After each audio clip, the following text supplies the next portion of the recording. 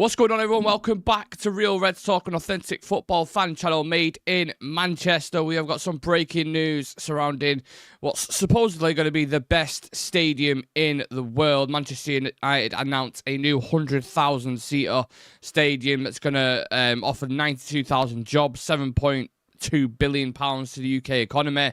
There's a huge regen project going on around it, and it's going to take around 5 years to create. We've got lots of stuff to break down. We've got quotes to go through. We've got just general opinions. I want to get Shreyas' thoughts on the stadium as a whole, how it looks, etc. But before we do that, let me just read the announcement from United and the kind of the quotes from Sir Jim Ratcliffe and Sir Alex Ferguson, Shreyas. So Jim Ratcliffe says today marks the start of an incredibly exciting journey to the delivery of what will be the world's greatest football stadium at the centre of a regenerated Old Trafford. Our current stadium has served us brilliantly for the past 115 years, but it has fallen behind the best arenas in the world. By building next to the existing site, we'll be able to preserve the essence of Old Trafford while creating a truly state-of-the-art stadium that transforms the fan experience only footsteps from our historic home. Man United is the world's favourite club, the world's biggest club, and the world's best club, and it deserves the world's most iconic stadium. And just to add on to that, so like Ferguson says, United should always strive for the best in everything it does on and off the pitch, and that includes the stadium that we play in. Old Trafford holds so many special memories for me personally, but we must be brave and seize this opportunity to build a new home fit for the future where new history can be made. Let's talk about the look of the stadium, Shreyas. Just give us your initial thoughts when you first saw the images being released this morning. I mean, the images, I think they're probably AI generated. I don't think they're the real pics. But I think the kind of way they're going about it, I liked, how they did the whole screening. I like, the kind of, I would say layout of it. I think there might be certain tweaks to it for sure. But overall, it looks like a good initiative as well, because I think at this point, everyone does, understand that the stadium needs a complete overhaul, with the way it's been run, with the way and the situation that it is under right now.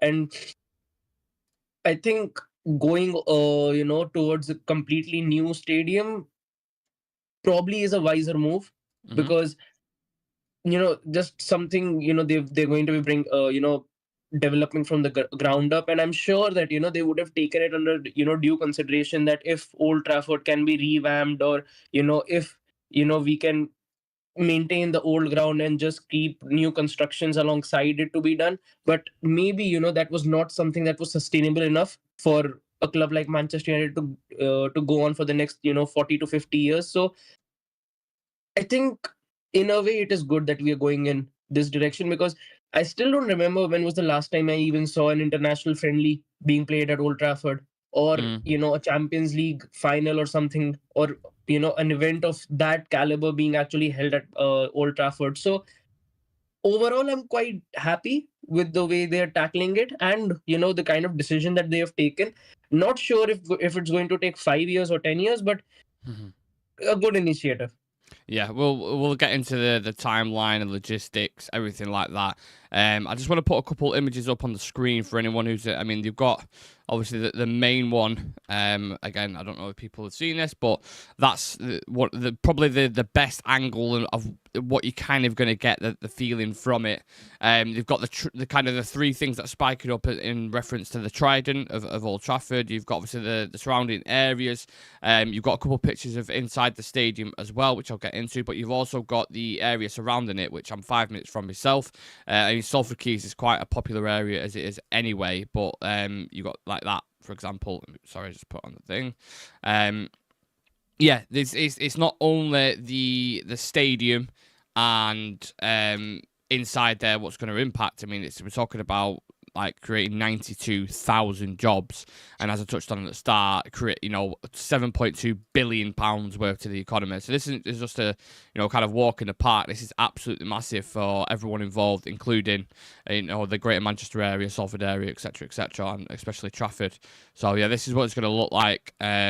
kind of around there. And obviously I'm just fizzing these images in because they've just come out from United, so it's not the best looking on the screen. But you get the point of it. You get what they're trying to do here. And the financial situation is an interesting one, Shreyas, because the big question everyone will ask on this is how on earth are we going to pay for it? Now, the United CEO Omar Barad on funding said, still quite early. We can't speculate too much on the funding as a PLC.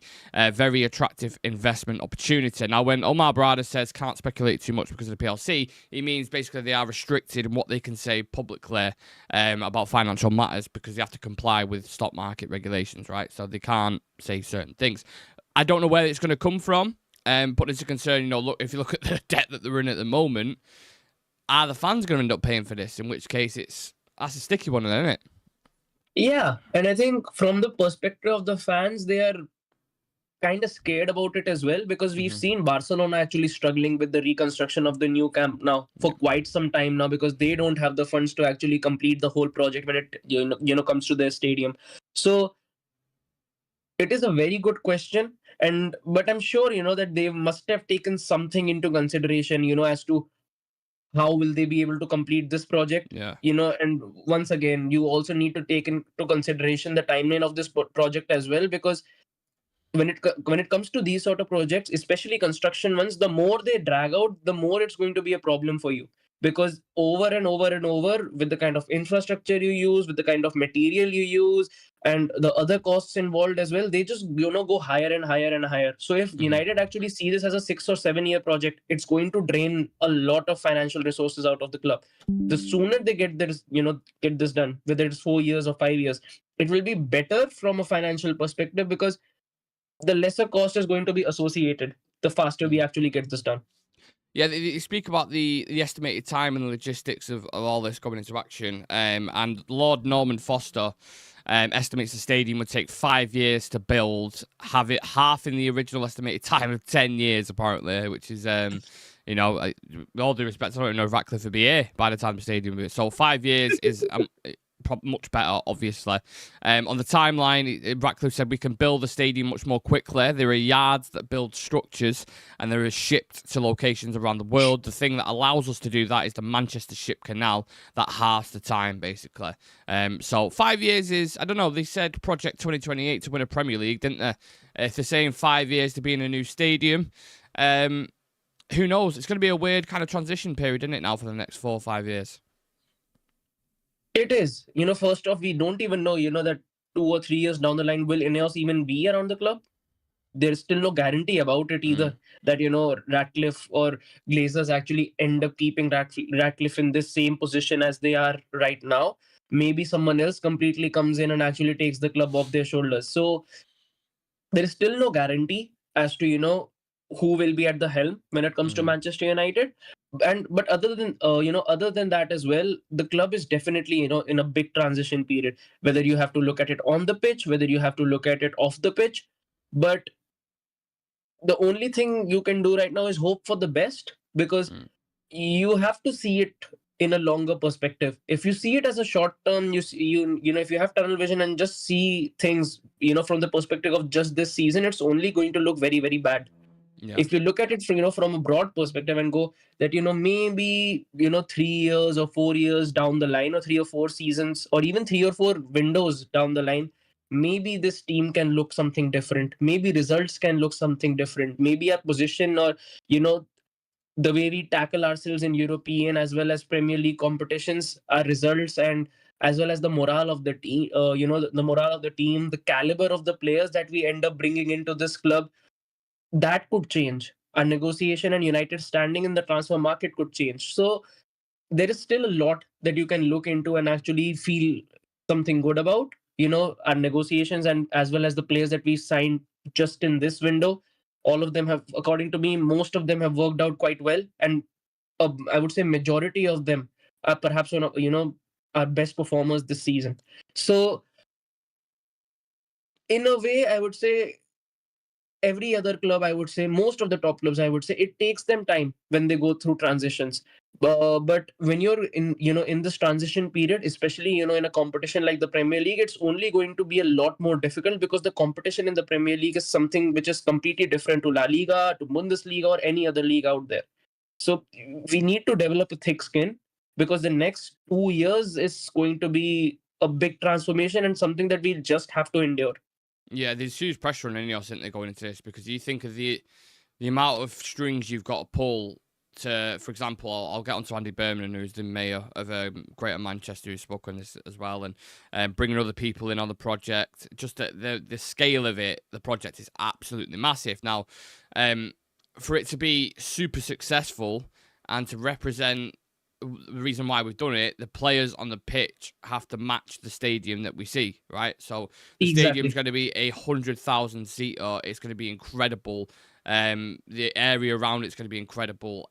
That all marriages and it'll match up, right? Until you get to the pitch and you see that shit. if it was what we're watching at the moment, it's just not the same marriage, right? It's completely different. So I think I don't know if you'd call it a gamble, but the way we're playing at the moment, 15th in the league, you want to build a stadium like that, we have to get back up to that level where we're at least competing near the top of the Champions League and near the top of the Premier League. And Ratcliffe, I don't know if you've watched the interview that he did with Gary Neville yesterday, he seems pretty confident that the decisions that they're making at the moment, and if they get the recruitment right over the summer, they will get them back to being one of the best teams in the world, winning Premier Leagues and having a stadium that represents that. But you don't quite feel like that at the moment, does it? It seems, the thing is that if you look at our position in the table and the kind of football that we are playing at the moment, the kind of players that we've got around at the club at the moment, and then if you compare it to, the likes of Arsenal, the likes of Liverpool and City, it does feel like, that we are very, very far behind to those clubs. If you have to look at the quality gap, if you have to look at it even from a financial perspective, there's a big gap in between us and those top 4 clubs right now. But I think if you take it in a different direction and just look at our team at the moment, not comparing it to other teams, but just looking at our team. Yeah. I still feel that if we get like 4 to 5 quality additions to this team, I'm not saying that we'll make it definitely into the top 2 or we'll be challenging for the title, but the situation will become a lot more better. You get a confident and, a confident and I would say experienced striker into this team. You get another 10 in to complement Ahmad. You get another wing back to complement someone like Dorgu on the right hand side as well. You get another midfielder to complement Ugarte as well as Collier in that midfield. Options are definitely then going to open up for you. I think defensively we are still quite okay, because you've got, I think Aiden Heaven looks very, very competent on the ball.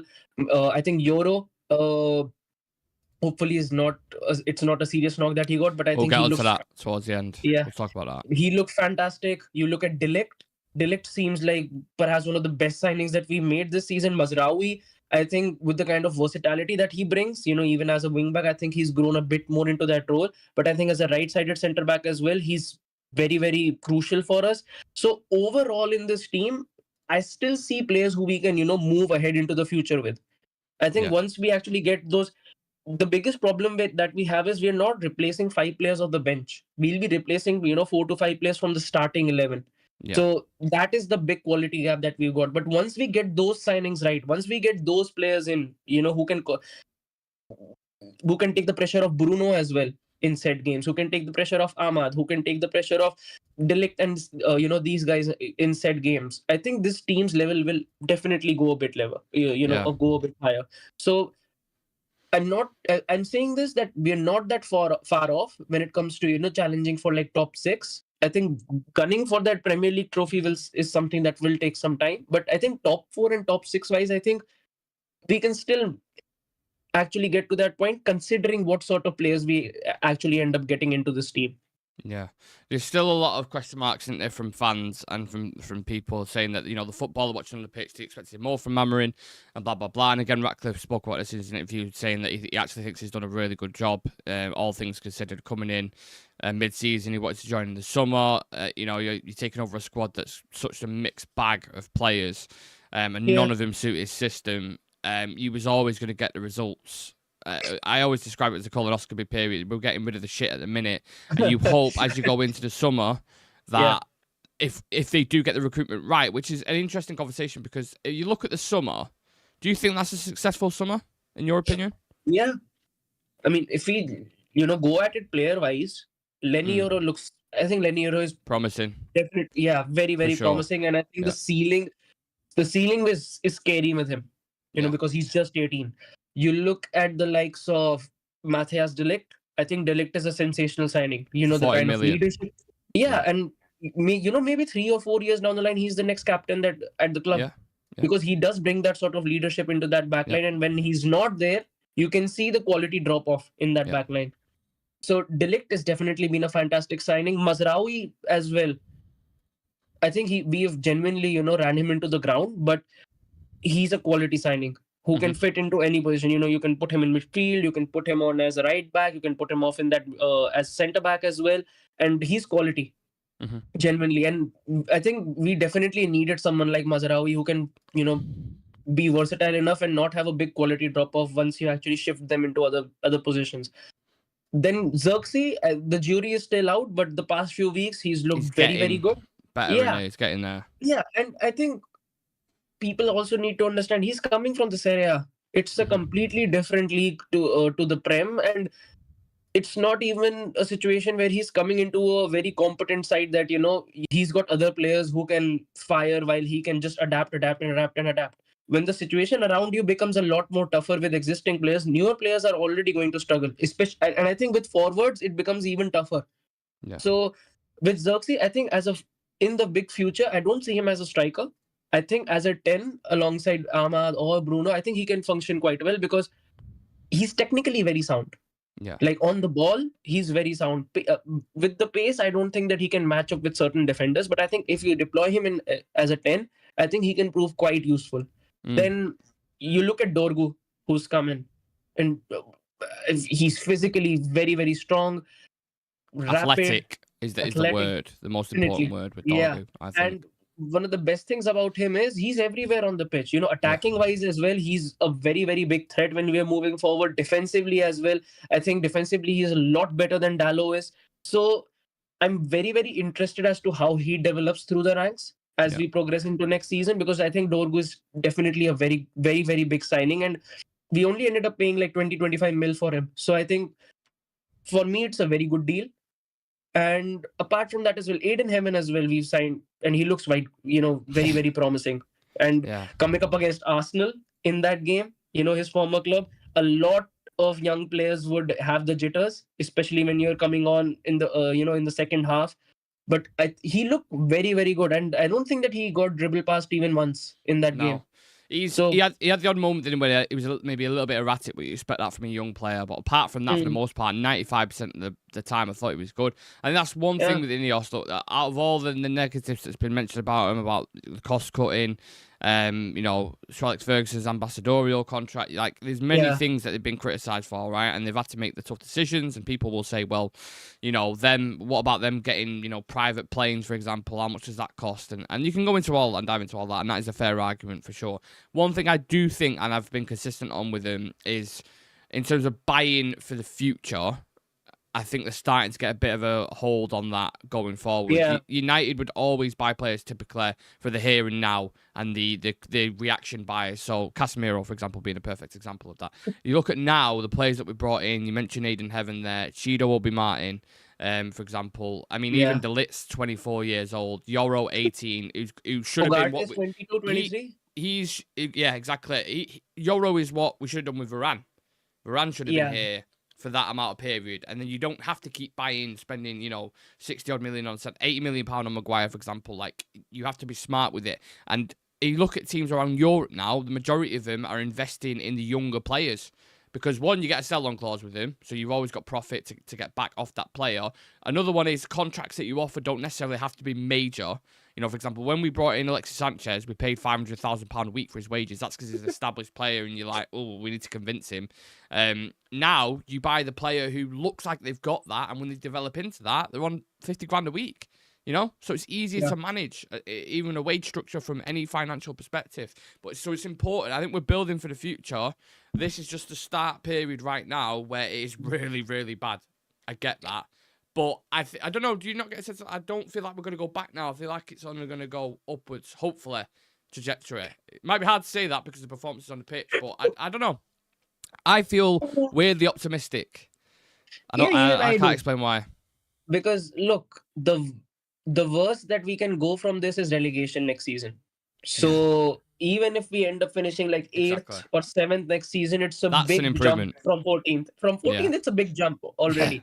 And I think next season in with once again, recruitment is definitely going to be a big thing because I think that will define Amorim's future at the club. If we Yeah. get him the right players, if we get him system players, Yep. I think the conversation we'll be having next season could be completely different. But Agreed. this season, it's all about survival. How far Absolutely. do we end up going into the Europa League? How far do we end up, stretching our position in the Prem table as well? Because if we actually get some sort of consistency or even some sort of run together, we can still at least finish 12th or 11th in the table. Yeah. So the point gap is still not that much, especially, from 12th to, I would say, 16th or 14th. So Yeah. I think there's still a lot of ground that we could cover. But definitely, all the eyes right now are on the Europa League. Yeah. If we can somehow pull something out of the bag against That'd be Sociedad, massive. something out of, that will definitely be massive because finishing 15th, getting into the Champions League, it will be better for us because it helps us actually attract a different quality of players altogether next season. And if we actually end up doing that, maybe next season could reflect some into something completely different, because it's the only way we are only going to get European football if we win the Europa League. If we don't, then we are completely out of Europe altogether. No Conference League, no Europa, no Champions League. So in a way, people can say it is better because we can only focus on the league and climb through the ranks. But Financially, though. Yeah, exactly. Financially, it would actually hurt us a lot. And attracting players as well in the Yeah. summer, bringing players in and trying to say, we've not got Europa League or Champions League football when there's many clubs above us. Even Bournemouth can offer Champions League football. Do you know what I'm saying? Yeah. So, and a lot of them are backed by a lot of money. Aston Villa being another one. So the competition gets even harder than when you're trying to recruit players. Then you really have to box clever. So yeah, I want to bring it back to the stadium a little bit and the areas around it, because more and more quotes coming in. So much stuff on this. Omar Brada was at a press conference kind of thing with Sir Jim Ratcliffe, and then there was a couple of other people there going through the stadium and the plans. And he was saying basically that our ambition is to have the best football teams, men and women, playing in the best stadium. We're working very hard to get our finances in order so we can invest in both the talent on the pitch and our infrastructure. So we've started with that with a project with Carrington, which will open this summer. It'll be a state-of-the-art training facility. We'd like to be able to build a 100,000 capacity stadium to accommodate all the fans, to give them the best experience, to create the best atmosphere for our fans and for our players. And I think what they know is as well, building a 100,000 seater stadium, as well as I do, they will fill that week in, week out with ease. No problem whatsoever. I mean, there's 150,000 fans on the waiting list season ticket right now. So you put a new stadium next to that, the demand will be outrageous. It'd be mega. So financially as well, that's another increase for them. I think United make on average £4 million per match day, right? So if you increase that to 100,000, that's an extra £1 million per match day alone. Just speaking raw figures there. So the figures involved in it, and then you have other things as well. You've seen Tottenham, for example, they host concerts, don't they? They've been like Beyonce and stuff like that, which then generates money into the stadium. Whether they're going to get naming rights, that's something that's been mentioned. How would you feel about that? Like, for example, Barcelona did it, didn't they? Or have they done it? They was going to do it with Spotify, weren't they? Yeah. Spotify's Camp Nou or something. Something like that. How would you feel if they did, if that was something they looked at? I know EE do it, for example, with Wembley. They pay 10 million a year or something to have their sponsorship on there. Can you see a world where that happens, do you think? Depends on the sponsor. Yeah. So what sponsor would you not want on there? What would be a sponsor that you look at and you're like, that doesn't fit with United's kind of, do you know what I mean?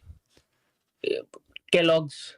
Kellogg's. Well, it's funny you say that, because Kellogg's factory in Stretford is the longest running factory, and I think it's just been knocked down recently. Genuinely, I think it's been knocked down recently. That's in Stretford, so it's funny you say that. But I get what you mean. Like, imagine it's called Kellogg's Trafford. Yeah. And then you see Rasmus trying to get his first touch right in the stadium. Yeah. It's I don't know. I don't know how I feel about it. I don't like the fact if they could somehow do a commercial deal where if they're advertising on the stadium, that's fine. But if you have to rename it the Spotify Stadium or something like that, I'm not a fan of that, because it takes the soul from it. It's commercialized, you know what I mean? I'm not a fan of that. But again, further stuff. Andy Burnham, Mayor of Greater Manchester, saying if we get this right, the regeneration impact could be bigger and better than London 2012. Manchester United could and indeed should have the best football stadium in the world. To me, that means a stadium that is true with the traditions of the club, affordable to all with nobody priced out, and a stadium that seats new standards in the game globally. I believe this vision can be realised, and if so, the benefits for Greater Manchester, the North West and the country will be huge. Now, I want to bring some people in on this. There's a few people watching the chat, so I don't want to ignore everyone. I want to get the comments out. Charlie Malman saying the stadium looks really good. If that is what they're going for, I'm all on board. It's unique. I want to touch more on the design as well in a second, because we kind of skipped past that a little bit.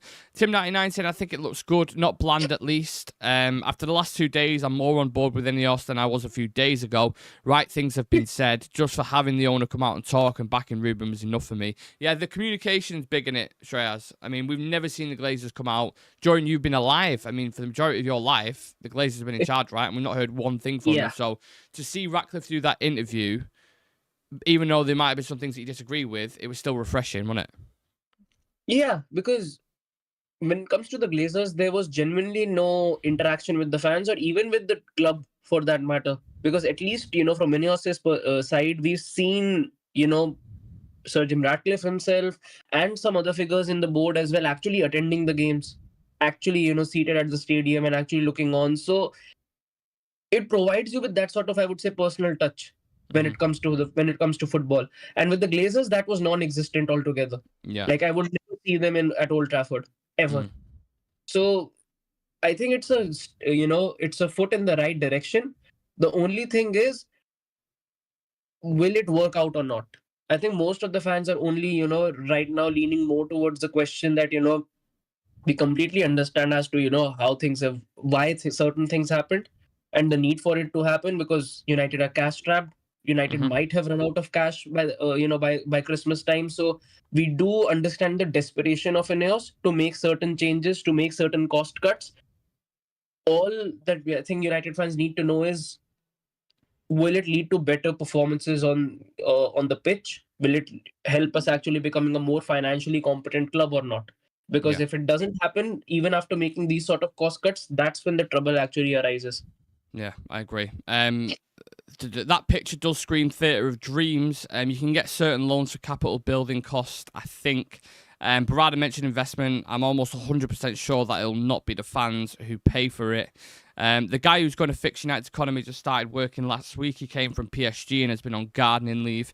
Yeah, that was another thing. I mean, me and Sam covered some of it yesterday, but because there was so much information coming out of this interview with Ratcliffe, we did miss a couple of things, and that was one of the things that stuck out to me when he was going on about the summer and the recruitment. He had said, Omar had been in for 3 days because he only came in July. Obviously, you had the whole situation with Dan Ashworth. You had Jason Wilcox only coming in. So they'd only been a team for a couple of weeks, and they had to make these huge decisions on what players they want to bring in, right? But I think, I know, maybe you can buy into that, but you look at January, Patrick Dorgu, 25 million quid. Obviously, it's very, very early stages. But you can see something like the profile of the player that they brought in and the difference he's made just in a short period. It's obvious, isn't it? That they're like that profile fits a lot more than what we've been bringing in, especially for Amarin. Yeah, it does, and you can see the difference as well this season, because last year or even seasons before, we used to actually buy players on their name value. Yeah, we didn't used to buy players while and the thinking, following. Yeah. That this player can fit into Ollie's system. He's rapid on the counter, he's very direct, and he's got a good, finish conversion ratio. We never used to look at it from that perspective. All we used to look at was, this player carries a huge name. This player can come in. He can help us becoming that star-studded lineup. He can come in and complement. When it comes to the brand value, or when it comes to upholding the image of United, this player fits that sort of profile and description. So it's been a step, completely different step in that manner, because at least we're even hearing names that United would never be linked to these sort of players. Patrick Dorgu is a player who I would say under the Glazers would never be signed at Manchester United, especially from a club like Lecce. If he probably played at Inter Milan, or if he probably played at in the likes of Napoli, and was rated at around 70 to 80 million, that's when United would even consider him as a signing. So, and the other signings as well. Ugarte is never a Glazer signing. Never at all. They would I agree. look at someone like Manu Ugarte and go in for someone like him. The players they do end up going for are players like Casemiro. So Yeah. it's definitely a stark contrast as to what kind of players that we've been linked to, what kind of players United has started exploring, and you never know. The kind of players. Gyökeres is being discussed right now. Osimhen is being discussed right now. Maybe come summertime, we end up signing who's not even in the Turkish or even this I would say the Portuguese league. Maybe we end up signing someone from the Bundesliga. Maybe we end up signing someone from La Liga. So I'm happier this way, I would say, because it's good to see players who are not these stars in Europe who already have a lot of expectation on their backs that the moment they come in they need to deliver for us. It's good to see us going after youngsters, players who are not that much identified in Europe, and them actually coming in and having an instant impact on the pitch. Yeah. Steph, just put in the chat.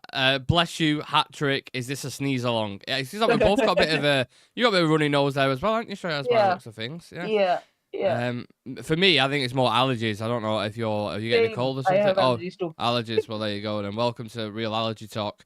This is what we're all about. But yeah. Also, I think the timing of the announcement's interesting, isn't it, Shreyas? If you think about obviously the protest yesterday, which, by the way, whilst I'm on the conversation of that, I'm going to very, very quick, Claire, put the link in. We dropped the vlog this morning at 10 o'clock for the protest vlog, basically, is what it's called. So I'll drop that in the chat if anyone wants to give that a watch. Very, very interesting. Give you a proper close insight. I mean, I am right in the mix of the protest, like right in the middle of it. So all the fun angles and action and everything from the protest is in that vlog. If you want to check that out, You can also comment and guess which vehicle Nick used to get to the protest.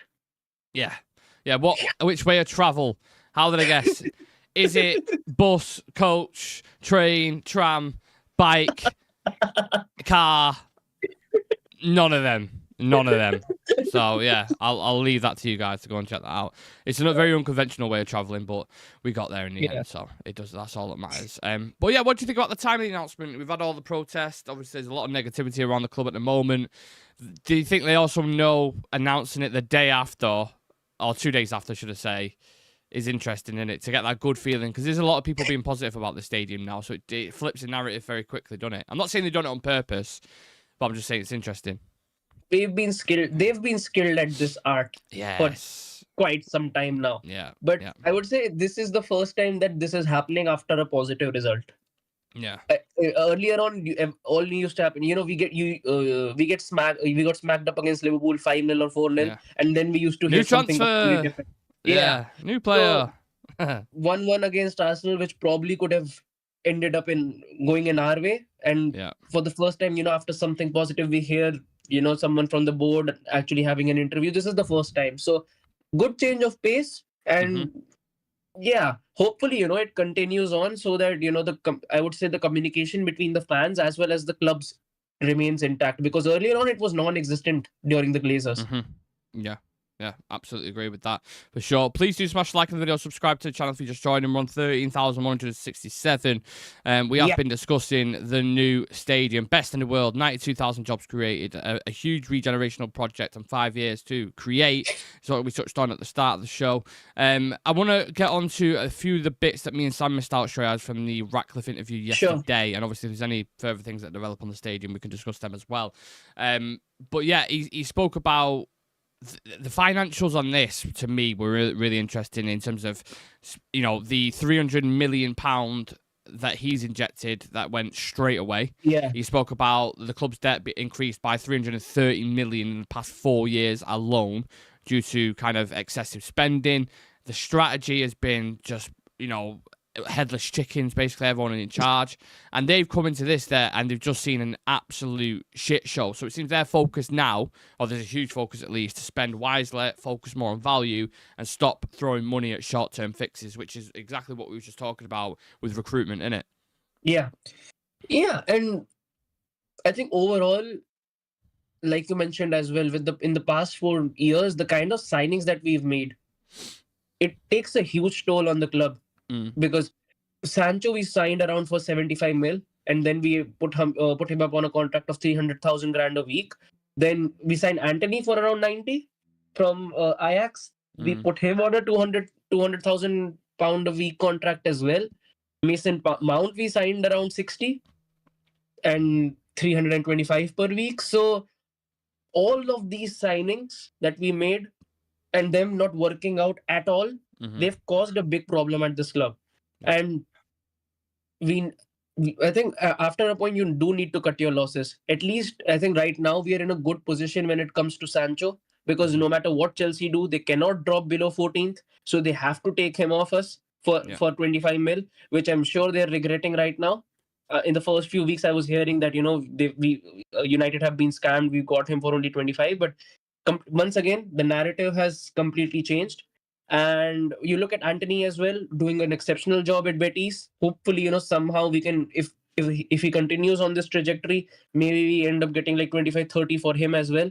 So moving on into next season, if we can generate upwards of 100 mil by offloading all of these players that we got on a loan, you can include Rashford in it as well, some players in this team right now currently playing. So generating 100 mil can do a world of change to this team and our financials altogether, because this would be the first time I think that United would be able to generate money upwards of 60 or 70 million by their own outgoings. I don't remember when was the last time we actually even exceeded the 50 mil mark.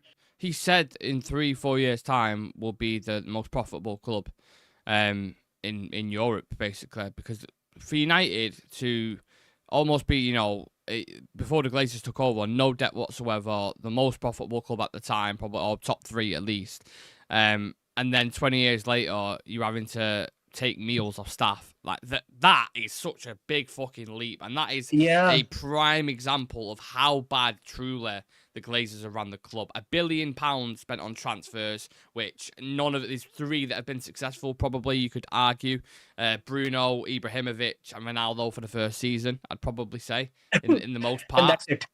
and that's it. £1 billion spent, same as Man City. And you look at it and you're like, how on earth, like, where are all these players now? What are they all doing? None of them really were fantastic signings. That's £1 billion spent.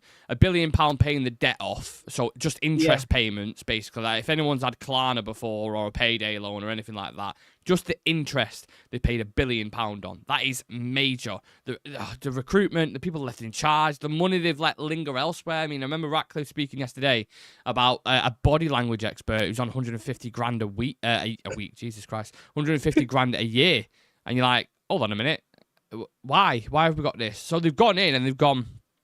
The Glazers, basically, they are so far removed from the club. They're over in America, right? They're doing whatever they're doing. Probably looking at weird stuff on the internet, but that's another topic for a different day.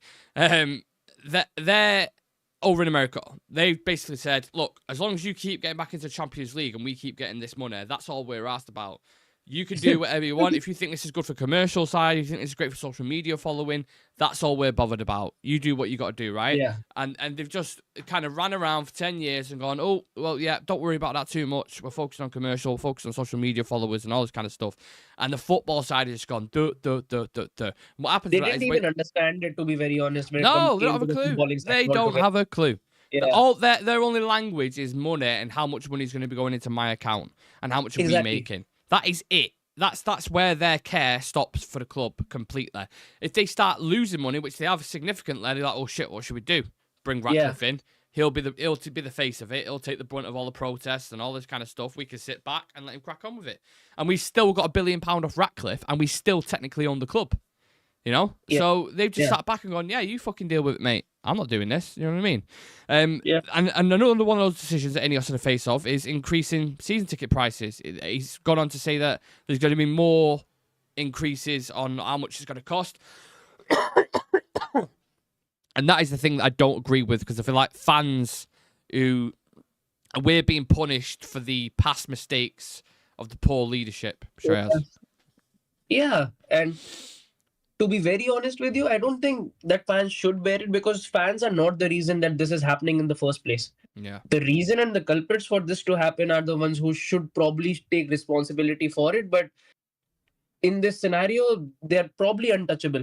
Because if you sour that relationship with the Glazers, there's no way Ratcliffe will be anywhere near to actually, taking full ownership of this club 2 or 3 years down the line. So Yeah. he's from his end, he's trying to make it work as much as he can. But I think increasing ticket prices is not the play right now.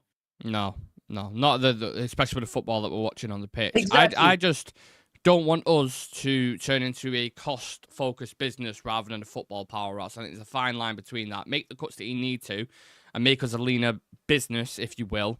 If we need to get our kind of pounds and pennies in order, that's fine. But then going forward, after making those cuts, if we start becoming profitable again, I think then you can start reintroducing some of these benefits that had been there previously if you're a leaner business and everything's running efficiently. Because if you look at the numbers we United, how much staff we had in comparison to the other clubs in the Premier League, we had 1,200 members of staff or something, like an increase in 500 members in the past 4 or 5 years for like random jobs. So they had to cut that down. I know people don't like the redundancies, but in terms of you look at it as a pure business decision, a lot of them, they had to do it. So that I understand, but it's just, again, it's them being the face of it. They're getting the majority of the... I mean, I was at the protest, and the chants for Ratcliffe and the Glazers were equal. Like, but people was as mad at Ineos as they were the Glazers. And that, to me, I was like... I don't know if that necessarily, for me, kind of stood right with me. Just my personal... I don't know what everyone else thinks, but for me, I think they're cleaning their shit up, basically, is what I'm trying to say. So I don't think that's right necessarily, but I think it's such a big job in perspective. It's such a long... When they came in, they even said themselves they probably didn't realise how much shit they had to sort out.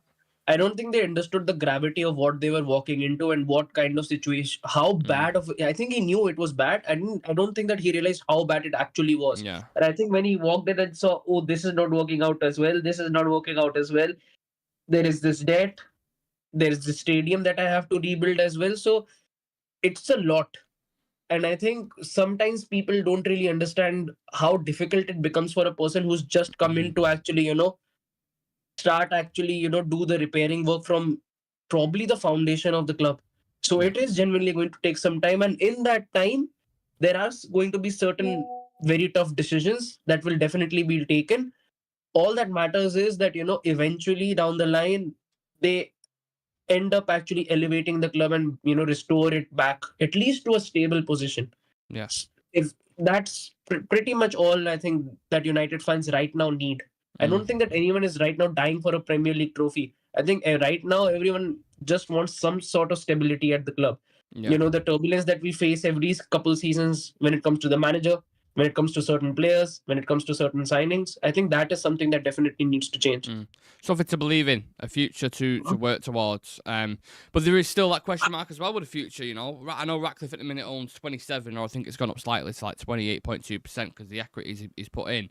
But then how much influence does he really have over the Glazers and the future of the club? Yeah. If the Glazers remain in control, are we ever going to truly be United again, or will Ratcliffe eventually take full ownership and then he can really make... Do you know what I mean? We don't know. Yeah. It's not... There's no truth or facts or anything to say he will definitely own 100% of the club. There is, if you look at his other businesses, initially when he first comes in, he takes full 100% every time. But with United, it's different because, as you can see, I mean, when Qatar and Ineos, we covered it extensively, it was always that feeling that they just don't want to let control of it.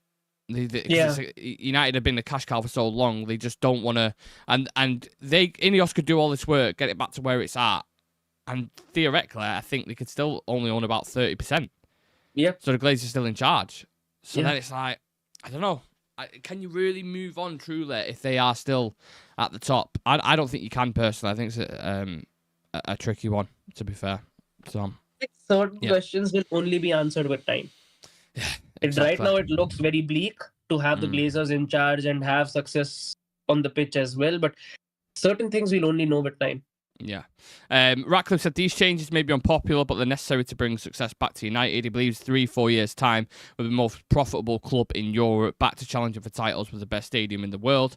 He's saying drastic measures are being taken. The club is completely broken, and this is the reset that we've needed for a long, long time. And he speaks about how long we're going to wait. It will be years. It will be years. That's just the reality. To be honest, United fans at the moment would be happy just to be back in Champions League football and on a regular basis. At least competing. I think you have to have more achievable targets, don't you? Rather than saying we're just going to win the Premier League or whatever. Like, get back into the top half of the fucking table first. That's what I'd say. Yeah. Last thing I wanted to discuss. Sorry, I'm just reading that to see if it was a thing yet. Lenny Yoro Shreyas. Apparently, he's set to miss United's game against Real Sociedad on Thursday. Came off against Arsenal, I think it was, for Heaven, after a suspected knock. After further tests this morning, Euro suspected to have an injury picked up from the game. The extent or the exact type of the injury is yet unknown, but Lenny was wearing a protective cast on today, and it's suspected to do with his leg. I don't know if it's going to be a long one. I don't think. It didn't seem like that by reading it. But it's a bit gutting, isn't it? Because he's just starting to become a regular now in the team. Yeah, and he started to look quite decent as well. He started to grow into that position. And even in the first half against Arsenal, I thought he was brilliant at the back. Yeah. So, very disappointing that he picked up a knock, but I'm sure he'll be coming back stronger from it. And yeah, I just think that, going into that game against Sociedad, we'd be in a stronger backline with Lenny Yoro being a part of it. Yeah, agreed. Hopefully you're okay, Lenny. But look, it's another opportunity for Heaven to come into the team and really show what he's about. Whether he'll start him or not, to be honest, I look at Amarin and I think he's probably going to go with Mazraoui maybe at the left side centre half. Dogu comes in at left wing back. Dalot back over to the right hand side. He'll probably go with that, but he's there as an option to use. So interesting times. We will have the Real Sociedad preview dropping at 7 o'clock tonight, so make sure you come and tune in for that. We'll dive into all the tactics, the reverse fixture at Old Trafford, the game against Arsenal, what we can take from that, and then the predicted lineup, score predictions, all that kind of stuff. So make sure you come and join us for that. I think me and Sam will be live at 7 o'clock. Appreciate every single one who's in the chat. Steph saying players' wages surely have to be the biggest drain on the club. For sure, yeah. But the thing is with that, you can't just cut players' contracts because it costs you 20 million quid. If you want to get rid of Casemiro now, you have to pay his full contract out. So you can't just get rid of him like that. That's why they've made the tough decisions on Anthony, Sancho, Rashford, paying half their wages to save a little bit of them paying the wages, but then not have the players at the club when we're so light in attack. So it's a dicey one, isn't it? Anyway, look, we've covered quite a lot there. We'll be back at 7. Obviously, if anything breaks in between, we'll be live, so make sure you turn on the notification bell. Please do subscribe to the channel and smash like a video. It means more than you know. And if you want to drop us a follow on socials for all the specific quotes and updates from the stadium, bottom right-hand corner of your screen, Twitter, TikTok, and Instagram. Importantly, that's where all the quotes are at if you want to check them out. And I dropped the vlog video before the protest vlog in the chat. If you do want to check that out, get a comment in and let us know your thoughts on that video in general. That'd be great. Apart from that, have a wonderful day.